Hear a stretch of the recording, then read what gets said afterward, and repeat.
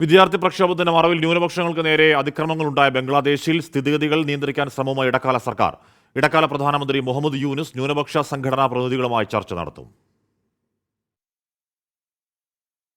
ജനകീയ പ്രക്ഷോഭത്തിന്റെ മറവിൽ ഹിന്ദു, ക്രിസ്ത്യൻ, ബുദ്ധ വിഭാഗങ്ങൾക്ക് നേരെ നടന്ന അക്രമങ്ങളിൽ നിരാശ പ്രകടിപ്പിച്ചതിന് പിന്നാലെയാണ് ന്യൂനപക്ഷ വിദ്യാർത്ഥി പ്രതിനിധികളുമായി ചർച്ച നടത്താൻ മുഹമ്മദ് യൂനുസ് തീരുമാനിച്ചത്. നിന്ദ്യമായ അതിക്രമങ്ങളെ അംഗീകരിക്കാൻ സാധിക്കില്ല എന്നായിരുന്നു യൂനുസിന്റെ പ്രതികരണം. ന്യൂനപക്ഷങ്ങൾക്കെതിരെ നടക്കുന്ന അക്രമങ്ങൾ നിയന്ത്രിക്കാൻ ഇടപെടണമെന്ന് പ്രക്ഷോഭത്തിന് നേതൃത്വം നൽകിയ വിദ്യാർത്ഥികളോട് മുഹമ്മദ് യൂനുസ് അഭ്യർത്ഥിക്കുകയും ചെയ്തു. ഞായറാഴ്ച ഹിന്ദു വിദ്യാർത്ഥികളുടെ നേതൃത്വത്തിൽ അതിക്രമങ്ങൾക്കെതിരെ ധാക്കയിൽ പ്രകടനം നടന്നിരുന്നു. അതേസമയം വിദ്യാർത്ഥി പ്രക്ഷോഭത്തെ തുടർന്ന് കൃത്യനിർവഹണത്തിൽ നിന്ന് മാറിനിന്ന പോലീസ് ഉദ്യോഗസ്ഥർ ഇന്നു മുതൽ ഡ്യൂട്ടിയിൽ തിരികെ പ്രവേശിക്കും. ആഭ്യന്തര മന്ത്രാലയവുമായി നടത്തിയ ചർച്ചയ്ക്ക് പിന്നാലെയാണ് സമരം അവസാനിപ്പിക്കാൻ പോലീസ് സംഘടന തീരുമാനിച്ചത്.